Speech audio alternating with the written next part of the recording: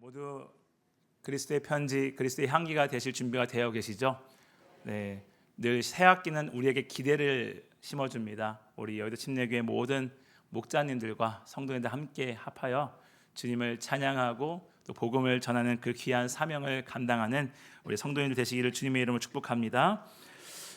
여러분, 가정을 책임지고 전체적으로 리더십을 가진 사람을 두 글자로 우리는 가장이라고 이야기를 합니다. 각 가정에 가장들이 다 있으시죠? 네, 남편분들이 대부분, 우리나라는 남자들이 대부분 가장을 역할을 감당하는데요. 요즘은 또 바뀌는 가정도 좀 있긴 합니다. 근데 대부분 주로 남자들이, 아버지들이 그 가장의 역할을 감당합니다. 그래서 어떤 가정이든 그 가장을 보면은 그 가정의 전체적인 부분을 알 수가 있지요. 가정의 철학과 생각 그리고 가치관에 따라서 가정이 조금 달라집니다. 자녀들을 엄격하게 하는 가정이 있는가 하면 반면에 자유롭게 양육하는 가정이 있습니다. 저희 가정은 어땠을까요? 네, 뭐 맨날 물어보냐고 물어보시는 것 같은데 저희 아버지는 직업군인이셨습니다. 네, 불쌍한 표정으로 보실 필요는 없으세요. 군인들이 다 무섭지는 않습니다. 직업군인이셨는데 그래서 저는 저하고 밑에 남동생 하나 있습니다. 아들만 둘인 가정에서 자라왔습니다. 우리 아들만 있는 가정들은 상상만 해도 기쁘시지요. 그래서 아들만 둘인 가정에서 자라났는데요.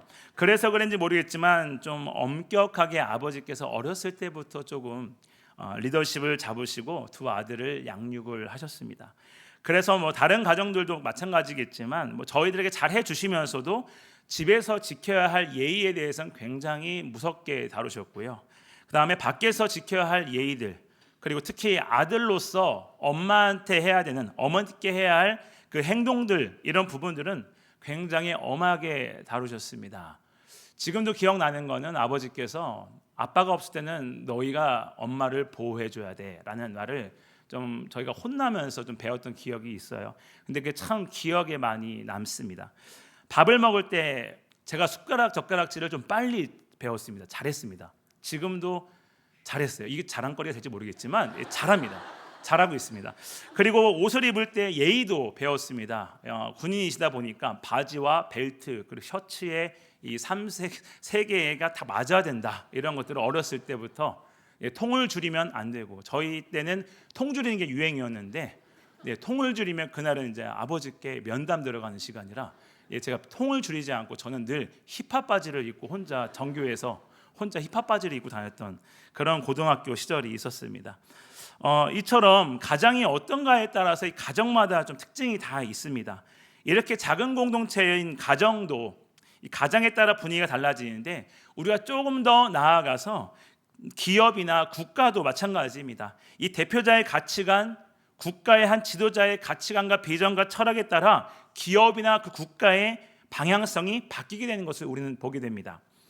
지금 오늘 이렇게 보면은 남유다의 상황을 보면 엄청난 혼돈 속에서 살고 있는 것을 우리는 계속 보고 있는데요. 당시 율법이 근간이었던 시대였습니다. 즉 진리에 대해서 그리고 하나님의 뜻에 대해 알 수도 들을 수도 없는 그런 상태였습니다.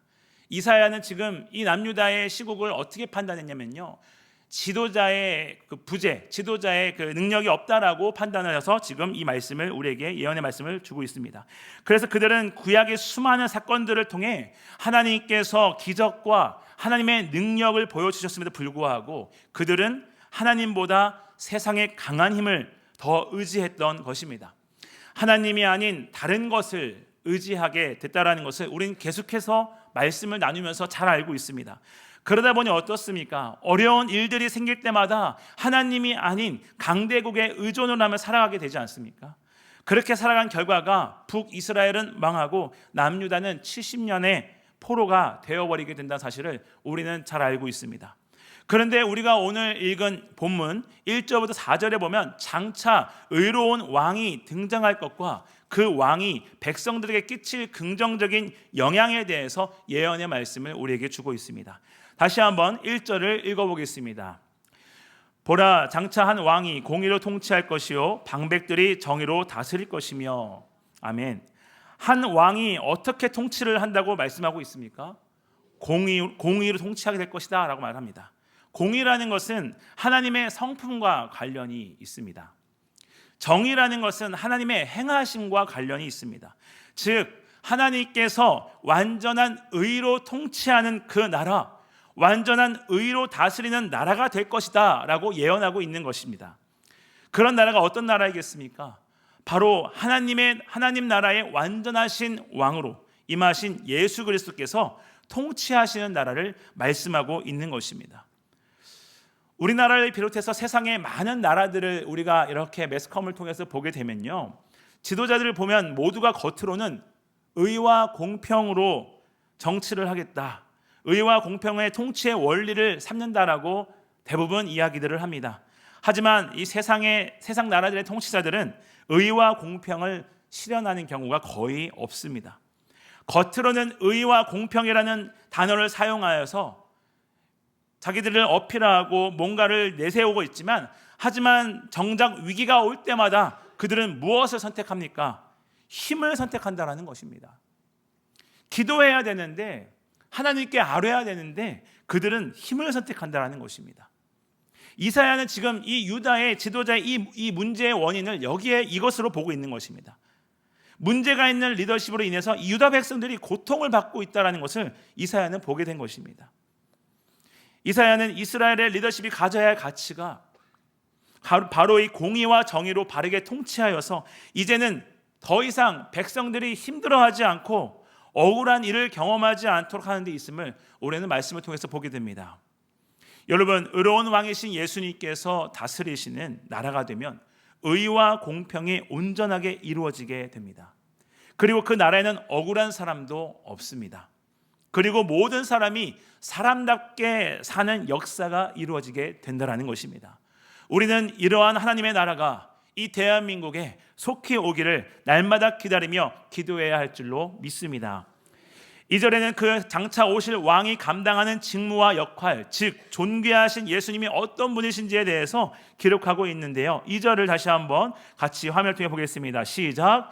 또 그 사람은 광풍을 피하는 곳,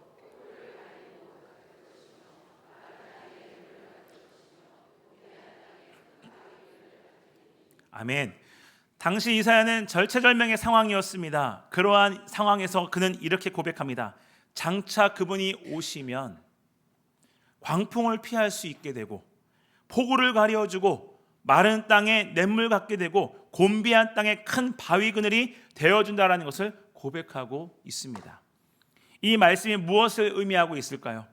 광풍과 폭우는요, 우리 백성들에게 큰 위협이 되는 심각한 환난을 의미하고 있습니다.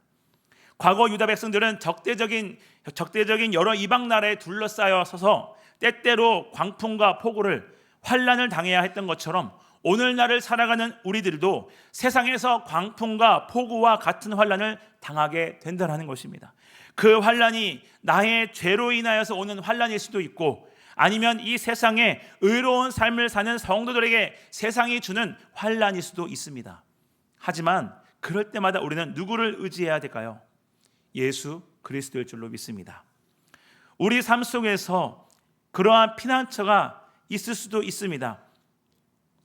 우리가 예수 그리스도만 의지하고 바라보는 자들에게 안전한 피난처가 되신다는 것을 믿으시기를 바랍니다. 우리 예수님은 예수님만 바라보고 믿고 의지하는 성도들에게 어떠한 어려움도 어떠한 고난도 당하지 않게 지켜주시는 분이심을 믿으시기를 바랍니다. 우리 삶 속에서도 어쩌면 하나님이 아닌 다른 것에 우리가 피난처라고 생각하는 영역이 있을 수 있습니다. 하지만 그것은 안전하지 않습니다. 여러분, 히스기야 왕을 보시면 좋겠습니다. 히스기야가 아수르라는 거대한 광풍과 폭우를 만났을 때 누구를 의지했습니까? 애굽이었습니다. 애굽.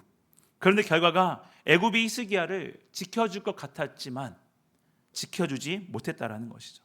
사랑하는 성도 여러분, 우리는 오늘 무엇을 피난처로 삼고 있으십니까? 사람이든 물질이든 그 어떤 것이라고 할지라도 세상의 것들을 우리를 지켜줄 수 없습니다. 세상의 것은 약간의 바람에도 무너져 버린다는 것입니다. 오늘 이 시간 우리의 영원한 피난처가 되시는 살아계신 하나님이심을 고백하시고 예수님처럼 존귀한 자들로서 예수 그리스도의 마음을 존귀한 일을 계획하시는 우리 성도님들 되시기를 주님의 이름으로 축원합니다. 이어지는 말씀의 9절부터 14절까지 말씀은 조금 전에 나눴던 말씀과 좀 상반된 내용이 기록되어져 있는데요, 하나님께서 이 비열한 자들을 심판하시기 위해서 일어나시는 그 모습을 본문을 통해 볼 수 있습니다. 남유다는 아수르에게 포위를 당하게 되죠. 이제 남유다에게는 엄청난 재앙이 오게 됩니다.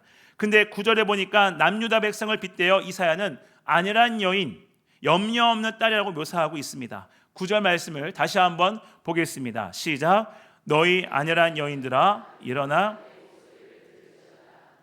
염려 없는 딸들아 내 말에 귀를 기울일지어다. 아멘. 이러한 이사야의 경고의 메시지에도 불구하고 지금이 괜찮고 좋다고 하여서 안일하게 생각하고 있다라는 것입니다. 안일함과 염려 없음은 사실 언어적으로는 좀 다르지만 모두 걱정과 근심이 없는 상태를 공통적으로 가리키고 있습니다. 안일한 여인으로 대표되는 이 남유다는 전혀 염려 없는 상황 가운데 살고 있습니다. 그들은 지금 경제적인 부분도 어렵지 않습니다. 괜찮습니다. 전혀 문제될 만한 일이 없다라는 것입니다. 그러나 1년 정도 지나면 그들은 비참한 현실을 맞이하게 됩니다. 그들은 범죄를 범하면서도 죄를 뉘우치지 않는, 죄가 주는 거짓 평안과 안락에 이미 중독되어져 있는 상태를 말하고 있습니다. 즉 그들은 영적으로 무딘 상태, 영적으로 완전히 무방비 상태임을 보여주고 있는 말씀입니다. 영적으로 무방비한 상태라는 것은 하나님의 음성을 못 듣는 것보다 듣지 않는다라는 차이가 있습니다. 그러니 그들은 앞으로 다가올 재앙을 바라보지 못하고 지금 현실에 안주하고 즐기고 있는 것과 같은 것이죠. 이런 모습이 바로 세상의 물질과 세상의 즐거움을 기대하고 누리다가 정작 우리가 집중해서 바라보아야 되고 집중해서 들어야 되는 하나님의 음성을 듣지 못하는 삶의 모습을 보여주고 있습니다. 하나님께서는 남유다가 하나님을 신뢰하지 못한 모습을 보시면서 굉장히 안타까워 하셨습니다. 그들에게 들려진 경고가 보통 경고가 아닙니다. 매우 임박한 심판에 관한 것이었음에도 불구하고 그들은 오히려 영적으로 무디고 무뎌져서 그것을 깨닫지 못하고 오히려 아무 염려도 회개도 하지 않았습니다. 그저 안일함에 빠져 있었던 것입니다. 오늘날 우리의 모습을 돌아보면 이 남유다 백성의 모습들과 똑같은 것 같습니다. 지금 살아가고 있는 나의 삶을 비롯해 모든 사람들이 원하는 삶이 있다면 아마 아무 일 없이 지금처럼 평안하게 사는 것, 어떠한 방해도 없이 마치 넓은 평야에 나 혼자 있는 것처럼 평안한 삶을 살기를 원할 것입니다. 어떤 것도 부족함이 없는, 염려와 걱정이 없이 살 수 있는 그런 최고의 삶을 대부분은 원한다라는 것이죠. 하지만 한 가지 문제가 있는데요. 그것은 우리가 그런 삶을 어떻게 살아야 그런 삶을 살 수 있는가, 최고의 삶, 걱정 없는 삶을 살 수 있는가, 이 방법을 모른다라는 것이 문제입니다. 범죄하고도 어떠한 각성도 없고 돌이킴도 없고 회개함도 없이 육신의 안일함을 쫓아 사는 이 자들의 경고하고 있는 이 말씀을 우리는 볼 줄 알아야 됩니다. 사랑하는 성도 여러분, 결국 그들은 어떻게 된다고 기록되어져 있는지 봤더니요, 10절에 포도 수확이 없다고 합니다. 열매를 거둔 일이 없을 거라고 말합니다. 그들은 당황하게 될 것이다 라고 이야기합니다. 12절에 보니까 좋은 밭으로 인해서 열매 많은 포도나무로 인해서 가슴을 치게 될 것이다 라고 말합니다. 13절에도 찔레와 가시가 가득하게 되고 폐허가 된다라고 말합니다. 여러분, 안일한 삶, 영적으로 무방비 상태의 삶, 무뎌진 삶을 살아온 결말은 이렇게 참담한 삶의 결말을 가지고 오고 만다라는 것입니다. 이렇게 악한 마음을 고집하던 자들, 심판의 경고, 회개에 대한 권고에도 그들은 하나님과의 관계를 회복하지 않고 소홀하게 여기고 안일하게 여긴 결과입니다. 거두고 싶어도 거둘 수 없는 안타까운 삶, 참담한 삶을 맞이하게 된다는 것입니다. 결국 그들은 아수르라는 대적 앞에 완전히 짓밟히고 심각한 상황을 맞이하게 됩니다. 오늘날 우리의 삶으로 본다면 내가 이제는 더 이상 예배를 드리고 싶어도 드릴 수가 없고 거룩함으로 나아가지 못하는 그런 삶의 결과를 말하고 있는 것이죠.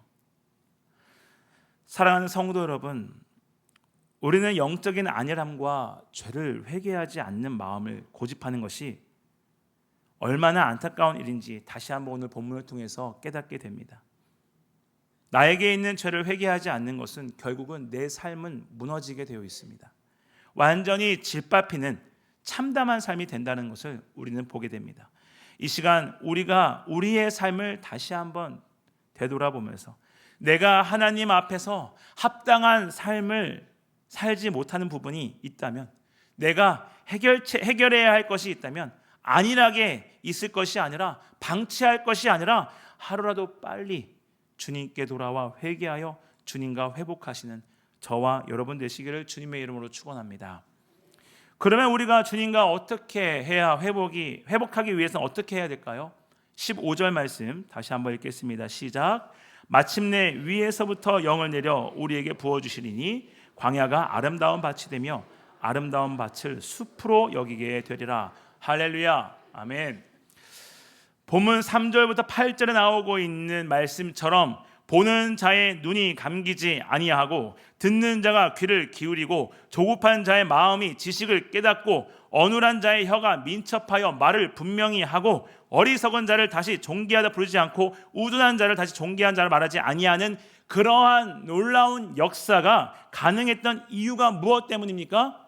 바로 위로부터 영을 부어 주셨기 때문이다라는 것입니다. 성령님이 임하시면 어떤 변화가 나타납니까? 15절에 보면 광야라는 것은 이 황폐화된 유다를 말하고 있습니다.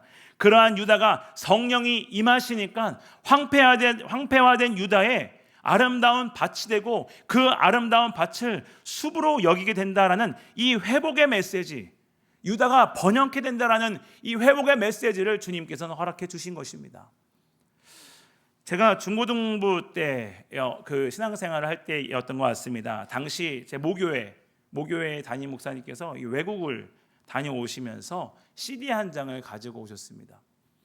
그 지방에, 그 당시 제가 이제 중고등부 때는 지방에서 외국을 간다라는 건 굉장히 희소식입니다. 그래서 외국을 갔다 오시면서 CD를 하나 사 오셨는데, 지금도 제 기억으로는 그 제목이 트랜스포메이션이라는 CD였습니다. 영상이었습니다. 그 영상의 내용은 그렇습니다. 어느 한 지역이었는데요. 그 지역은 마피아들이 들끓는 지역이었습니다. 그리고 90% 이상이 그 마약을 하고, 인구의 90% 이상이 마약을 하고 그 마피아들이 있고 사람을 죽이고 총으로 쏘는 그런 아주 최악의 상황을 맞이하는 그런 지역이었습니다. 그리고 그 땅이 너무 황폐해서 무엇을 심어도 제대로 이렇게 수확이 되지 않는 그런 땅이었습니다. 그런데 그 땅에 복음이 들어가기 시작했습니다. 하나님의 말씀, 그 복음이 들어가기 시작하였는데 그때서부터 놀라운 변화가 일어나기 시작합니다. 그 땅에 성령님이 임하시고 개입하기 시작하시는 것을 보게 됩니다. 그리고 하나님께서 일하시기 시작하시는데요. 아까 90%가 마피아 혹은 마약을 하고 갱단들, 막 강도짓하고 이런다고 말씀드렸죠. 하나님께서 일하기 시작하시니까 복음이 확산되면서 10%도 안 되었던 그리스도인들이 점점 늘어나면서 이제는 90% 이상이 예수를 믿는 지역으로 바뀌게 됩니다. 그리고 황폐했던 땅이 성령이 임하신 후에 이전에는 볼 수 없었던 이 열매들을 수확하게 되는데요. 지금도 제 눈에는 생생합니다. 그 땅에서 홍당무를 캐는데요, 팔뚝만한 게 나오더라고요. 정말 너무 커서 제가 저게 홍당무라고 했을 때 제가 좀 당황했거든요. 성령님이 임하시니까 포기했던 땅마저 회복되는 영상을 봤던 기억이 있습니다. 오늘 제가 말씀을 준비하면서 이 15절 말씀을 보는데 그 영상이 떠오르는 거예요. 사랑하는 성도 여러분, 우리의 삶 가운데서도 성령님이 임하시고 개입하시기를 바랍니다. 우리의 삶에 성령께서 개입하시고 일하시기 시작하시면 우리의 삶이 완전히 변화될 줄로 믿습니다. 할렐루야. 또 지난주에 담임 목사님께서 주일 말씀 선포해 주셨던 것처럼 우리가 바울이라는 인물을 통해서도 볼 수 있습니다. 바울이 성령으로 거듭나기 전까지 어떤 사람이었습니까? 오늘 다 목자 모임 통해서 나누셨을 텐데요. 그는 심령이 아주 사나운 사람이었습니다. 스데반을 죽이는 일에 증인으로 앞장섰던 그런 사람이었습니다. 그의 심령이 아주 사나운 사람이었는데, 그래서 우리가 알고 있는 것처럼 많은 성도들이 바울로 인해서 죽임도 당하고 핍박도 받았죠. 성령이 없는 사람에게는 아무런 아름다운 것을 낼 수 없는 것을 보게 됩니다. 위에서부터 부어주시는 영, 성령이 부어주신 영, 성령이 없는 사람에게서 무엇이 나옵니까? 악한 것, 무익한 것만 나오게 된다는 것입니다. 하지만 바울에게 주의 영이 부어지는 그 순간 그는 완전하게 변화되기 시작합니다. 어떤 변화였습니까? 아름다운 열매를 맺는 변화였습니다. 정말 수많은 열매들을 바울은 이 땅에 있을 때 맺게 되지 않습니까? 특히 수많은 영혼들을 주님께 데리고 와서 구원을 얻게 한 것을 우리는 잘 알고 있습니다. 바울이라서 가능한 게 아니라 성령을 받은 자, 성령으로 거듭난 자는 누구나 이렇게 아름다운 열매를 맺게 됩니다. 특히 우리 안에 내주하고 계신 성령이 충만할 때 더 많은 열매를 맺게 된다는 사실을 믿으시기를 바랍니다. 위로부터 부어지는 영을 통해 오늘 본문을 보니까 변화되는 것을 더 말씀하시는데요. 16절부터 18절까지 그 내용도 나와 있습니다. 먼저는 가시와 찔레만 내었던 것과 달리 의를 행하게 된다는 것입니다. 평강을 누리게 된다는 것입니다. 유다는 아수르의 침공을 받아서 나라가 황폐화되었고 평강을 누리지 못하게 된 이유가 무엇이었죠? 하나님의 말씀을 거역했기 때문이었잖아요. 악한 열매만 내었기 때문이었습니다. 그래서 유다는 평강을 누리지 못했는데, 그런데 그 가운데 성령이 부어지면 하나님의 말씀의 의를 행하는 변화가 있게 된다는 것입니다. 할렐루야. 이러한 변화가 있으면 하나님께서 다시 한번 그들을 도우시고 완벽하게 보호하시고 그들은 평강을 누릴 수밖에 없게 된다는 것입니다. 사랑하는 성도 여러분, 오늘 저와 여러분도 모두 성령으로 거듭난 성도입니다. 우리에게 성령으로 거듭나게 하심으로 우리가 예수 안에서 누리게 될 영원한 안정과 평강에 대해 말씀을 하고 계십니다. 죄악에 억눌려 있던 그 사람들에게 참 평강을 주시기 위해서 십자가의 대속의 피를 흘리시고 그 피로 말미암아 죄인들을 위한 의를 이루셨습니다. 우리는 이 의를 견고히 붙잡고 살면서 우리에게 어떠한 어려움과 고난이 오더라도, 우리에게 어떠한 광풍과 폭우가 오더라도 평안할 수밖에 없다는 사실을 믿으시기를 바랍니다. 오늘 저와 여러분 모두가 하나님으로부터 의롭다함을 인정받아 아름다운 열매를 무수히 맺는 성화의 삶을 살아내시는 성도님들 되시기를 주님의 이름으로 축원합니다. 우리가 그러기 위해서 우리도 성령의 충만한 삶을 할 수 있도록 계속해서 노력해야 됩니다. 계속해서 말씀을 가까이 해야 성령이 충만합니다. 기도를 해야 우리가 성령이 충만한 것이죠. 말씀을 가까이 보고 기도에 힘쓰자 하면 늘 우리는 기도에 힘쓰는 분들이 많고 또 말씀만 보시는 분들이 많습니다. 항상 말씀드리지만 이 동전의 양면성과 같이 말씀과 기도는 함께 가야 된다는 것입니다. 오늘 매일 성경 말씀을 이렇게 묵상을 하는데 이 해설 부분에 있는 한 단어가, 한 문장이 제 눈에 좀 잘 보였습니다. 바로 무엇이냐면 하나님께서는 우리에게 필요한 것을 주시고 좋은 것을 주시는데 그것이 무엇이냐면 성령이다라고 말씀하고 있습니다. 우리가 악한 것을 구하고 나에게 유익한 것을 구한다 할지라도 주님이 보시기에 그게 아니라면, 주님이 나에게 주시는 것은 좋은 것, 나에게 정말 유익한 것을 주시길 원하는데 그것이 성령이라는 사실을 오늘 매일 성경 묵상을 통해서 다시 한번 보게 됩니다. 우리는 계속해서 우리 입술에서 성령님 나를 만져주십시오, 성령님 나에게 임하여 주십시오, 우리는 계속해서 자연스럽게 기도가 나와야 되는 것입니다. 오늘 예배를 마치시고 집으로 돌아가시는 그 길 가운데서도 그냥 터덕터덕 걷지 마시고 성령님 나를 만져주십시오, 성령님 나와 한 걸음 한 걸음 함께 걸어가 주십시오라고 우리가 전심으로 정말 매일매일 주님께 기도한다면 우리 성령 하나님께서는 우리를 만져주시고 동행해 주실 것입니다. 사랑하는 성도 여러분, 함께 나눈 오늘 이 말씀을 다시 한번 생각하면서 함께 기도하는 시간을 가지려고 합니다. 결국 광야와 같은 우리에게 성령님이 만져주시고 성령님이 임하셔서 충만하게 되면 우리의 심령이 아름다운 옥토와 같이 변화된다라고 말씀하셨습니다. 우리의 영혼이 더 풍요롭게 된다라고 말씀하셨습니다. 2025년 양무리 모임이 이제 시작하였습니다. 바라옵기는 우리 여의도 침례교회 모든 교구와 양무리에 위에서부터 부어주시는 귀한 영, 성령을 받아 충만해져서 아름다운 주님의 열매를 풍성하게 맺는 우리 여의도 침례교회와 모든 양무리 그리고 나의 삶과 가정이 되시기를 다시 한번 주님의 이름으로 축원합니다.